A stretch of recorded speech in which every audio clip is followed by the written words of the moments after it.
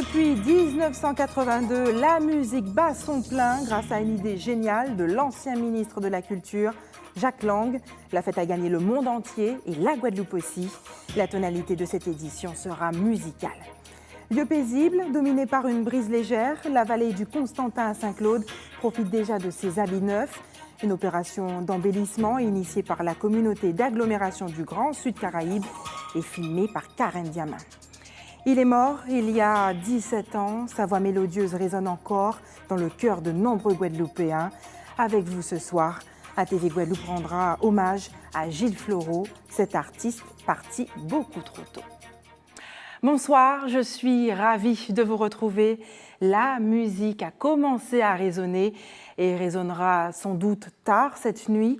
Cet après-midi, c'était au tour de plus de 800 élèves des écoles primaires de faire leur vocalise sur la place de la Victoire de Pointe-à-Pitre.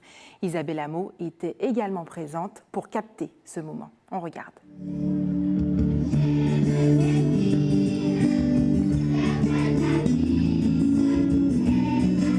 Ils ont ouvert les festivités pour cette fête de la musique.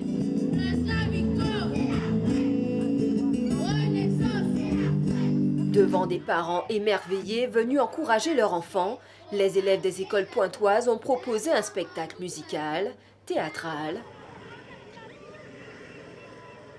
ou encore poétique sur le thème du patrimoine. Il entre dans le musée, le visite et s'attarde sur un livre placé parmi les collections. Nous sommes venus aujourd'hui, comme chaque année depuis bientôt 10 ans, pour la fête de la musique. Cette année, le thème était un peu particulier, c'était sur le patrimoine. Nous avons présenté pour l'instant 2 chansons, une sur Pointe-à-Pitre, parce que nous sommes à Pointe-à-Pitre, et c'est une chanson qui a été composée par Gilbert Coco, qui travaille avec nous depuis de nombreuses années, et il nous a proposé cette chanson, une très belle chanson. On a voulu la présenter aujourd'hui, le jour de la fête de la musique. 16 élèves de l'école élémentaire Amédée-Fangarol ont charmé le public avec leur composition, notamment celle-ci, Amélia. Amélia, le coteau, Amélia, le coteau, madame pas qu'à manger, le coteau. Patrimoine culturel de la Guadeloupe, et donc nous sommes heureux, les enfants ont fait une belle prestation, et je suis là depuis ce matin, je vois beaucoup de belles choses, c'est une très belle fête de la musique. Et Amédée-Fangarol 2, être heureuse d'y participer comme à chaque année. Chipi fancy les côtés, il descend marcher poisson, midi fanny qu'arrivé, il qu'a compté qui sont son. Un spectacle riche en couleurs où la musique demeure un pilier de notre identité culturelle.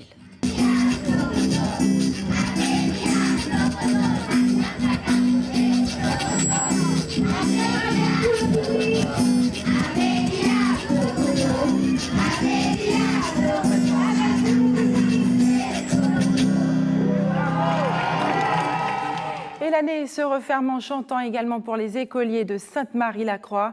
Ils ont offert leurs prestations exceptionnelles aujourd'hui à l'occasion de la fête de la musique. Des ateliers animés par le chanteur de gospel Cœur qui pègue. Nathalie Dinan et Moïse Dexter ont suivi la restitution de ces jeunes artistes en herbe. Le doux son de la musique attire les passants. Une fois passé la grille de cette petite école de Sainte-Marie-la-Croix, vous ressentez l'amour, l'engagement, tout le plaisir de faire partie d'un groupe, en jouant de la guitare, de l'harmonica ou en chantant. Mais moi, je suis une passionnée. J'aime la musique, j'aime le chant. Donc, je me dis tout ce que j'aime, je dois aussi transmettre à mes enfants. Je dois aussi leur donner. C'est vrai que la directrice est le fer de lance. Mais je dis aussi que j'ai une superbe équipe et c'est ensemble que nous faisons. Voilà. Chacun porte un peu de ses originalités, etc. Nous mettons tout cela ensemble et voilà. Et on en sort un bon, comment on dit ça, un bon bébélé. Un bébélé rempli de joie, d'humilité, transmis à ses petits pour en faire des adultes responsables demain. La contribution d'intervenants en musique a été essentielle. Cependant, le projet d'écrire une chanson a été possible grâce au travail de concertation entre l'école Blue Melody School et l'équipe pédagogique dynamique. Et les enfants ont tout de suite adhéré au projet. L'idée, c'est de leur permettre d'écrire une chanson qui sera leur souvenir de passage dans la classe en question. Donc ils ont eux-mêmes choisi le thème, en corrélation avec l'enseignant bien entendu. On a travaillé autour du choix des mots, de la recherche des phrases, le nombre de pieds, ils ont appris ce que ça veut dire, faire en sorte que ça corresponde, que ça rime. Et puis on a travaillé autour de la mélodie et de l'expression.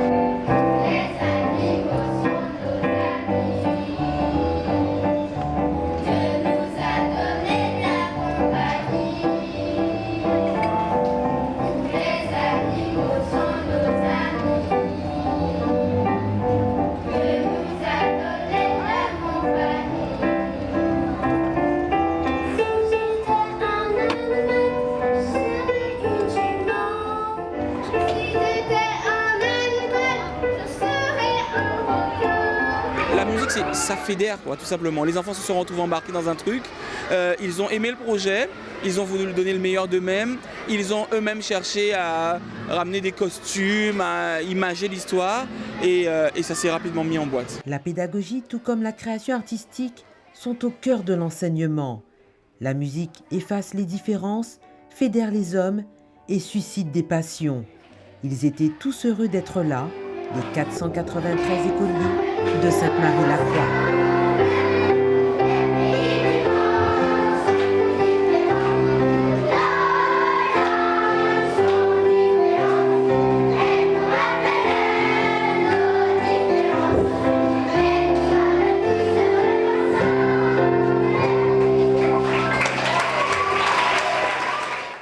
Et la fête de la musique a battu son plein également à la caserne des sapeurs-pompiers au complexe du SDIS des Abîmes.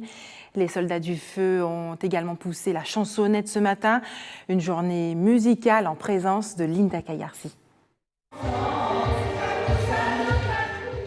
Ce matin, les sapeurs-pompiers du SDIS ont mis le feu. Un karaoké pour un échauffement vocal. Ici, tout le personnel pousse la chansonnette.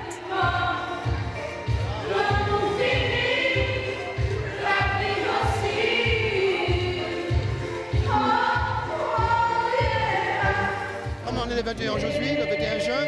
Je pense que la meilleure chose, c'est de profiter de cette occasion pour pouvoir chanter, s'amuser et chanter surtout. Ah oui, vous avez vu ça en fait.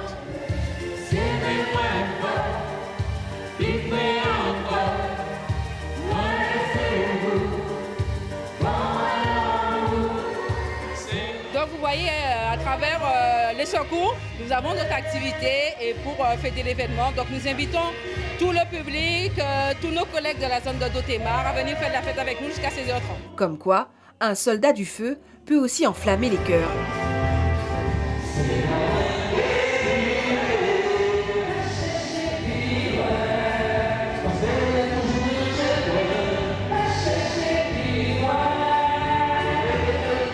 Je prends plaisir à ça, Effectivement, on a un petit groupe au niveau des pompiers qui sera en prestation tout à l'heure, sans moi malheureusement. Mais bon, que voulez-vous, on aime ça. Eh bien oui, ici, les sapeurs-pompiers sont aussi des musiciens.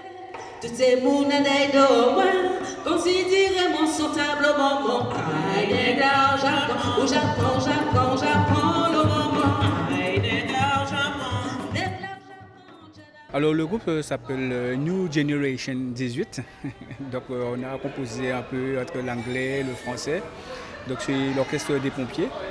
Donc auparavant il existait déjà un groupe depuis dans les années 90, je dirais. Et puis bon, c'était en sommet et depuis le mois de novembre 2015, donc nous avons repris le groupe, nous l'avons modernisé un peu. Bien entendu, entre deux notes, la réalité du terrain a vite rattrapé ces soldats du feu. Et je vous le disais en titre, des concerts ont lieu en ce moment même dans plusieurs communes de la Guadeloupe pour assurer la sécurité des spectateurs. Des dispositifs à la hauteur des événements ont été mis en place également, notamment à Pointe-à-Pitre. Reportage Isabelle Hameau. Police municipale et nationale seront de service ce soir en région pontoise pour la fête de la musique. Pour cette fête de la musique où on sait qu'il y a des manifestations qui sont diverses, Il y a d'abord une très forte coordination entre les forces de police municipales, qui sont bien sûr toutes mobilisées, et les forces de police nationales, de telle sorte qu'à différents moments de la journée, il y ait des éléments de sécurité qui soient à proximité ou en capacité d'intervenir. À chaque événement, il est prévu un renforcement autour de ce qu'a prévu chaque organisateur de manifestation. Une équipe de médiateurs sera aussi de garde pour apaiser les éventuels conflits qui naîtraient des excès de la fête. On compte beaucoup aujourd'hui sur notre brigade à vélo qui permet justement de bouger. Ils étaient en train de faire à l'instant une intervention dans le quartier de la mairie. Ensuite, ils reviendront autour de la place de la Victoire. Alors ça, c'est d'une manière générale, le quadrillage plus systématique, la coordination qui est mieux faite, qui est renforcée. Et puis là où il y a des événements comme ce matin, cette merveilleuse matinée avec les enfants, eh bien, nous avons toute une brigade de policiers municipaux et d'ASVP qui sont autour pour assurer la sécurité de chaque classe. Des manifestations auront lieu toute la nuit ou presque aux quatre coins de la Guadeloupe. La prudence sera de mise. Et dans le reste de l'actualité, les entrepreneurs sont non seulement des fers de lance de la création d'emplois, mais ils sont surtout les acteurs qui donnent vie aux innovations. Et pour les aider, la CCI IG met en place ce jeudi un atelier sur le thème « Les entrepreneurs de l'innovation » au WTC de Jarry à Bemao à 18h30. Francis Petel, bonsoir. Barbara Olivier, bonsoir. Merci d'avoir accepté notre invitation. Vous allez animer d'ailleurs le débat qui suivra cet atelier au WTC de Jarry. Et vous êtes coordinateur académique du diplôme manager dirigeant pour les DOM, professeur à l'ESCP Europe. Tout d'abord, qu'est-ce qu'un entrepreneur de l'innovation et comment le devient-on ? Tout d'abord, il faut savoir ce que c'est qu'innover. Innover, c'est surprendre le consommateur. Alors, le surprendre avec un service ou un produit qui n'existait pas encore, ou un produit ou un service qui existe déjà, mais qu'on va lui présenter d'une façon différente. Alors, innover, c'est aussi, dans notre monde et dans le monde de l'entrepreneuriat, c'est surprendre le consommateur en lui apportant une valeur, quelque chose qu'il apprécie, qu'il est prêt à payer. Je prends un exemple. Vous avez une crèche, vous allez déposer votre enfant à la crèche. On peut vous proposer, par exemple, de venir en voiture chercher votre enfant à votre domicile pour l'amener à la crèche. Ça, c'est une innovation et ça va se mettre en œuvre en Guadeloupe à la rentrée prochaine. Alors, comment tout ça va se mettre en œuvre en Guadeloupe ? Où est-ce qu'on en est d'abord plutôt dans ce domaine ici ? La Guadeloupe est une terre d'innovation. À partir du moment où on a compris que l'innovation, ce n'est pas nécessairement de la technologie, de l'investissement, de l'invention, mais que c'est une façon de présenter un service ou un produit, on se rend compte que la Guadeloupe est une terre d'innovation. Dans la formation que nous animons ici avec la Chambre de commerce à l'ESCP, dans laquelle nous avons des cadres et des dirigeants guadeloupéens, dans la promo qui sort, on a un quart de la promotion, c'est-à-dire 7 ou 8 des participants qui sont engagés dans de l'innovation. Alors, en quoi consistera ce workshop que vous organisez jeudi au WTC de Jarry ? Eh bien, c'est de montrer que l'innovation, c'est à la portée de tout entrepreneur. Et donc, c'est démystifier le thème de l'innovation. Alors, on va présenter 3 entreprises innovantes, 3 innovations qui sont issues, bien sûr, des travaux qui ont été faits par les participants de notre programme de formation. Par exemple, on sait ici, tout le monde sait ce que c'est qu'un jardin créole. Oui. Si vous venez jeudi au WTC à 17h30, vous serez surpris de la façon dont on peut exploiter le concept du jardin créole pour en faire une innovation rentable et qui en même temps, j'en suis persuadé, va être un succès en Guadeloupe. Mais j'en dis pas plus. La CCI avait lancé tout un plan sur l'innovation. Où en est-on aujourd'hui avec ce fameux plan ? Le plan sur l'innovation débouche concrètement puisque à l'heure actuelle, on est sur un très très grand nombre d'entreprises innovantes en Guadeloupe. Sachant que tout le problème de l'innovation, et c'est le problème aussi des limites de ce plan, c'est que innover, ce n'est pas un métier. Créer une entreprise, ce n'est pas un métier. Gérer une entreprise, la développer, c'en est un. Et que très souvent, les innovations ne perdurent pas. Et ce qui est important dans le domaine de l'innovation, c'est quand on a lancé une innovation, ce qui arrive très vite, c'est qu'on est copié. Et à ce moment-là, ce qu'il faut, c'est avoir en tête, tout de suite, ce que sera l'innovation suivante, la façon dont on va la faire évoluer pour qu'elle procure toujours un avantage compétitif à l'entreprise. Et c'est peut-être ça qui reste effectivement, ce petit grain-là, qui reste à disséminer sur le terreau guadeloupéen. Quels sont les autres écueils justement rencontrés par les chefs d'entreprise pour innover, pour être innovants, performants? C'est déjà de savoir communiquer sur l'innovation. Ce n'est pas simplement d'innover, ce n'est pas simplement de penser qu'on a une idée neuve et géniale, même si elle l'est. C'est que le consommateur s'en rende compte. C'est que deuxièmement, il sache comment il peut faire pour pouvoir se procurer l'innovation. Et puis aussi, se rendre compte, quand il y a une innovation, il y a toujours un premier temps qui est un temps de recul de la part du consommateur. On a toujours un peu peur de la nouveauté. Est-ce que ça cache quelque chose? Est-ce qu'il n'y a pas un danger? Est-ce qu'il n'y a pas un risque? Et donc, il y a tout un processus qui amène les gens à l'innovation. Et ça, c'est quelque chose qui, effectivement, s'enseigne. Et c'est quelque chose qu'il est important de maîtriser si on veut réussir l'innovation. Justement, quelles sont les clés que vous leur transmettez? On leur apprend tout ça. On apprend effectivement aux participants, non pas à avoir des idées. Les Guadeloupéens, je peux vous le dire, pour en avoir rencontré un grand nombre, regorgent d'idées. Mais c'est premièrement de savoir créer une entreprise. En général, l'innovation est liée à une création d'entreprise. Donc c'est trouver des financements. Et là, la Chambre de commerce, notre partenaire sur la Guadeloupe, est là pour aider à trouver les financeurs, à mettre des créateurs d'entreprises en présence de financeurs. Et puis c'est aussi derrière de savoir développer une innovation qui soit rentable. Important aussi, c'est que le consommateur soit prêt à payer pour l'innovation un peu plus cher que l'innovation ne vous coûte, à vous, fabricants. Et ça, ce sont des recettes de gestion qu'il faut aussi enseigner. Et puis, il y a le dernier point qui est très important, qui est vrai pour toute création d'entreprise, mais encore plus dans l'entreprise innovante, c'est qu'il faut faire face à quoi? Au succès. C'est quand l'entreprise se développe, on se rend compte qu'on n'a pas suffisamment de moyens financiers pour faire face au développement, on se rend compte qu'on a besoin de personnel, on se rend compte qu'on a besoin de réinvestir, et c'est souvent là que les projets échouent. Alors justement, est-ce que la CCI met en place des réunions, des rencontres entre les chefs d'entreprise et les investisseurs? Parce que le nerf de la guerre, c'est l'argent. Il faut. Alors, la Chambre de commerce le fait. Nous ne sommes pas associés. Nous sommes sur la partie formation, sur la formation des cadres et dirigeants guadeloupéens. La CCI, oui, effectivement, effectue un très, très gros travail pour mettre en contact des créateurs d'entreprises et des créateurs d'entreprises innovants avec des financeurs. Mais il faut bien se rendre compte que le financement, c'est le point final de l'opération. On obtient un financement à partir du moment où on réussit à convaincre des investisseurs que notre opération, que notre création d'entreprise, que notre innovation va être rentable. Et donc, il y a toute une phase préalable qu'il ne faut pas éliminer. Et très souvent, le créateur d'entreprise se précipite en disant « je cherche des capitaux, je cherche des sous ».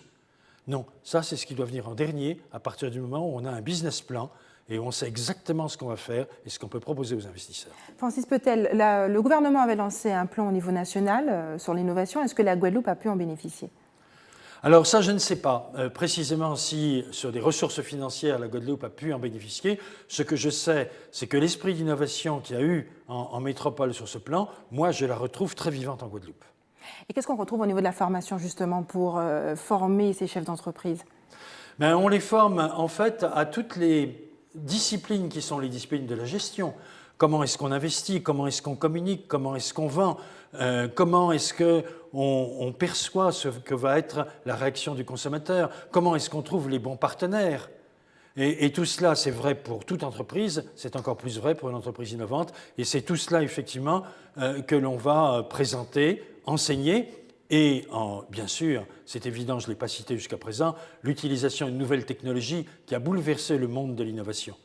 Ce qu'on appelle l'omnicanal aujourd'hui, l'utilisation des réseaux sociaux, tout ce qui peut être l'ubérisation de l'économie, même si effectivement l'ubérisation, ça peut être très positif, ça peut profiter à l'ensemble des acteurs, ça n'est pas nécessairement la destruction d'entreprises qui existent déjà. Francis Petel, merci d'avoir répondu à nos questions. Je rappelle que cet atelier est ouvert, il faut s'inscrire, et qu'il aura lieu jeudi à 18h30 au boulot de VTC de Jarry à Bemao. Des contrôles routiers en hélicoptère, voilà le nouvel outil utilisé par la gendarmerie de la Martinique depuis le mois de février. Il faut dire que vu du ciel, certains délits, comme les distances de sécurité non respectées, sont bien plus visibles qu'au sol. Embarcation dans les airs avec Frédéric Mazy, de la TV Martinique. La mission d'aujourd'hui va consister à rechercher les fautes de comportement commises par les automobilistes qui circuleront sur la route nationale 5 dans les deux sens de circulation entre le rond-point Cocotte et le rond-point Lafayette qui se situe. Cette route est le second axe le plus accidentogène en Martinique. Pour lutter contre les infractions au volant, les contrôles routiers se multiplient. Depuis février, comme chaque mois, l'hélicoptère de la gendarmerie vient en renfort, un outil supplémentaire. Dans les airs, certains comportements à risque au volant sont beaucoup plus visibles. C'est vraiment les infractions qu'on ne peut pas voir vu du sol, forcément. Et avec le moyen aérien, ça nous permet de remarquer dans le flot de circulation toutes ces fautes de comportement qui sont graves et particulièrement accidentogènes. Les dépassements par la droite, les distances de sécurité, les personnes qui slaloment ou même, comme vous l'avez vu tout à l'heure, des deux roues qui remontent les fils à grande vitesse. L'hélicoptère survole la zone de contrôle pendant plus d'1 heure. Aux commandes, le pilote doit gérer de nombreuses informations. On a plusieurs interlocuteurs lors d'un vol, à savoir déjà la partie aéronautique avec la tour de contrôle, mais également nos camarades et nos collègues gendarmes au sol pour mener à bien cette mission. Voilà. Et en plus de ça, nous avons bien sûr le mécanicien de bord avec lequel on travaille en totale coopération pour mener à bien la mission et l'utilisation de la caméra pour repérer les comportements inadaptés. La coopération entre l'équipe dans les airs et les 15 hommes à terre est bien rodée. Les motards interviennent dans la minute où un délit est repéré par l'hélicoptère. L'engin est muni d'une caméra thermique. Un des gendarmes la manipule via un pupitre face à son écran. Ce qui va se passer, c'est que moi, lorsque une voiture sera prise en chasse, je vais tout simplement me guider sur la voiture avec les instructions de la personne qui sera à gauche et du pilote. Je dirige la caméra dessus et en fait, les gens vont simplement diriger jusqu'au bout de la manip. Moi, j'enregistre tout ce qui va se passer. Des dizaines d'infractions au code de la route ont été constatées cet après-midi. 4 défauts de permis ont été sanctionnés, dont 2 sur des motocyclistes signalés par l'hélicoptère. Connaissez-vous le couac de Guyane? Il est très apprécié par nos compatriotes guyanais. Il sert à remplacer le riz. Le petit bémol, c'est qu'il reste encore cher, mais un jeune entrepreneur a décidé de relever le défi de le rendre moins coûteux. Il approvisionne déjà tout le bassin de Saint-Laurent-du-Maroni et ambitionne désormais de fournir toute la Guyane. Reportage Charlène Obsès d'ATV Guyane.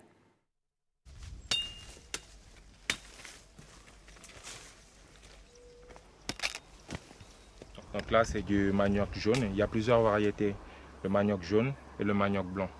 Donc le manioc jaune est plus prisé pour sa couleur parce qu'on recherche un couac jaune. Bernard a créé son entreprise de fabrication de couac.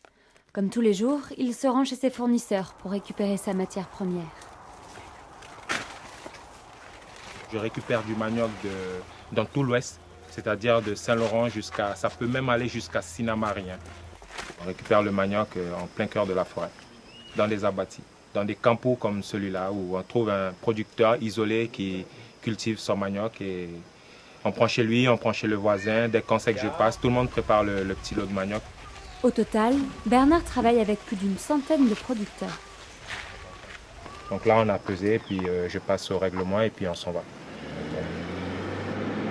Direction, l'atelier de transformation sur la piste Paul Isnard à 15 minutes de Saint-Laurent.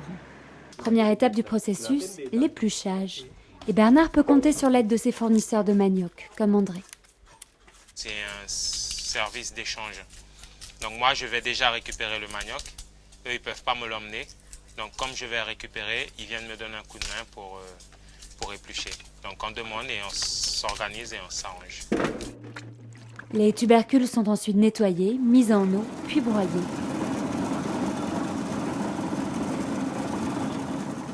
La purée de manioc obtenue doit absolument être mise à égoutter et pressée. Le liquide qui est dans le manioc, c'est ce qui est toxique. Donc traditionnellement, quand nos parents faisaient le manioc, des fois il y avait des poules à côté et les poules venaient becqueter le liquide et tout ça. Et on voyait la poule et tout étourdi.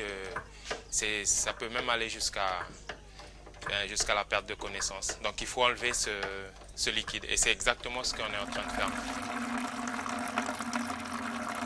Ce jus est toxique parce qu'il contient du cyanure. Traditionnellement, c'est avec une couleuvre, la vannerie en forme de tube, qu'il est extrait. Après le tamisage, vient la dernière étape, la cuisson. C'est délicat, il faut tout le temps surveiller parce qu'il n'y a plus d'humidité dedans. Et là, si on ne surveille pas de près, ça risque de partir en vrille. Ça risque de brûler. On vérifie, on regarde le teint et on regarde l'humidité. Une fois qu'il n'y a plus rien, une fois que c'est bien sec et bien jaune, à ce moment-là, on l'enlève et on met une autre cuisson. Des gestes, un savoir-faire que Bernard a appris auprès de sa famille et qu'il a décidé de valoriser. 8 ans que Bernard s'est lancé dans cette aventure. Il a rencontré de nombreuses difficultés, mais à force de persévérance, son affaire semble aujourd'hui pérenne. En tout cas, pour moi, c'est plus qu'une fierté. Réussir quelque chose en Guyane, ça relève plus que du défi. Si je suis là en train de manger du couac, c'est que mon défi, il est réussi. Donc voilà. Le couac de Bernard est commercialisé dans toute la Guyane.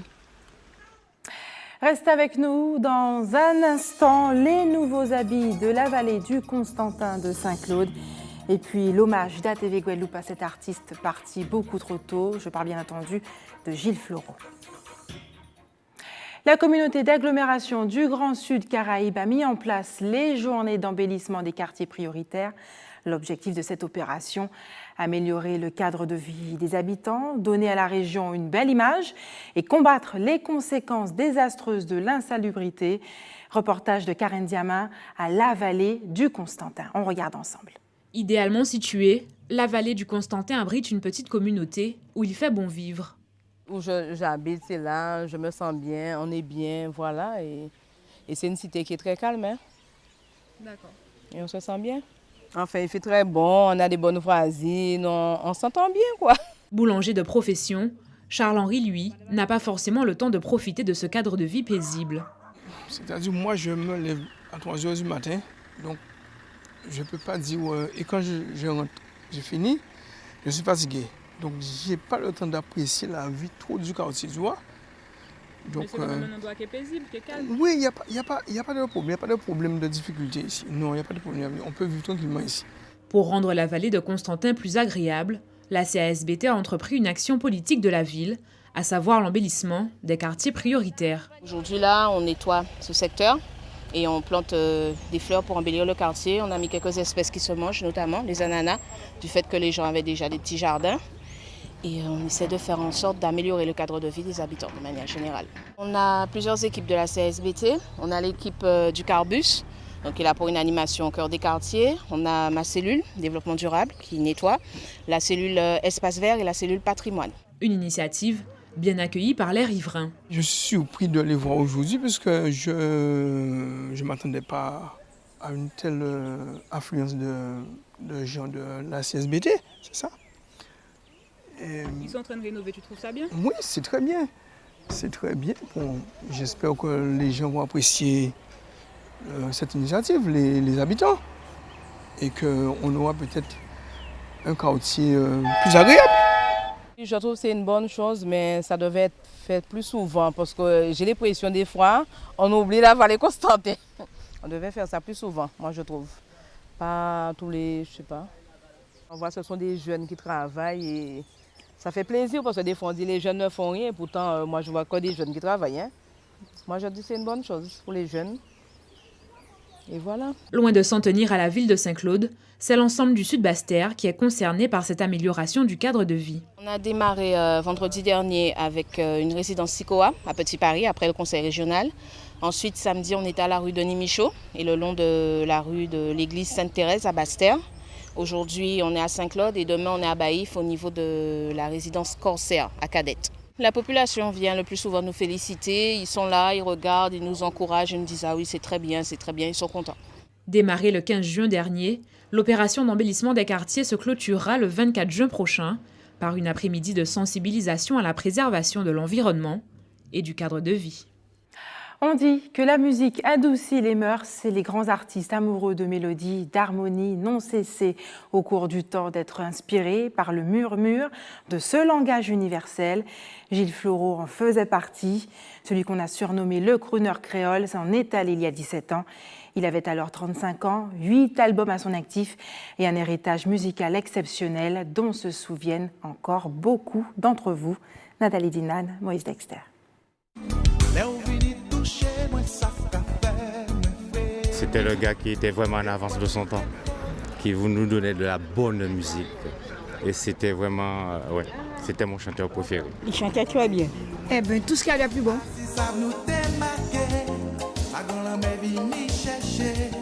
Je pense que c'était quelqu'un qui était remarquablement agréable, quoi, je pense. Puis sinon, il nous a laissé de bons souvenirs. Je me rappelle une bonne époque où il a composé pas mal de belles chansons. Cet artiste qui malheureusement a disparu. Oui, bien sûr, Gilles Fleureau, oui, je me rappelle bien de Gilles Fleureau. Ça me rappelle un petit peu ma jeunesse quand j'étais en Guadeloupe. Oui, c'était un excellent chanteur. Je me rappelle de lui avec ses belles petites chansons-là. Parce que c'est la chanson, je crois que quand je commençais à sortir, on va dire. Ouais, voilà. Une bonne période.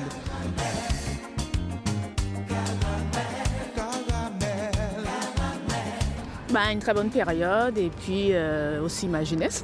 Une bonne période, et Caramel particulièrement.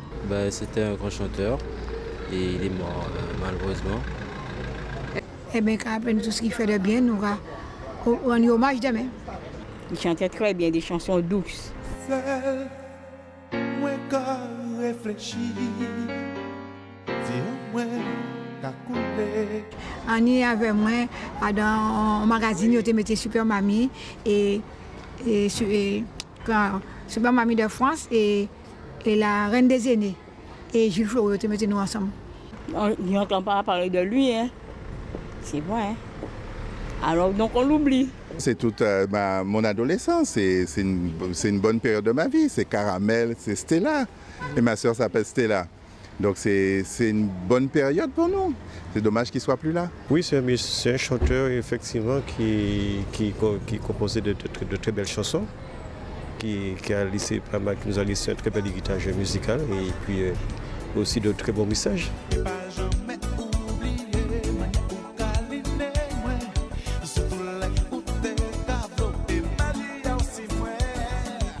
Mais c'est mon chanteur préféré. Alors, là, vous me fendez le cœur. Hein. Il avait vraiment de belles ballades, c'était un très beau chanteur, moi j'adorais ce qu'il faisait. C'était le zouk à l'ancienne, puis bien recherché, bien profond, et ça manque un petit peu, quoi.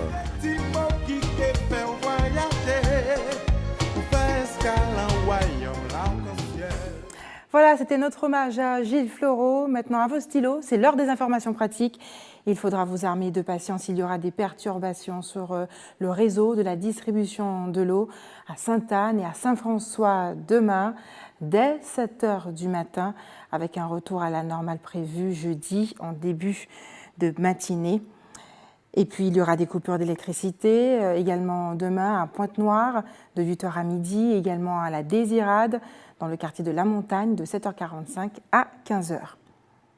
C'est la fin de notre édition locale et régionale. On se retrouve dans un court instant pour le rappel des titres de ce mardi 21 juin.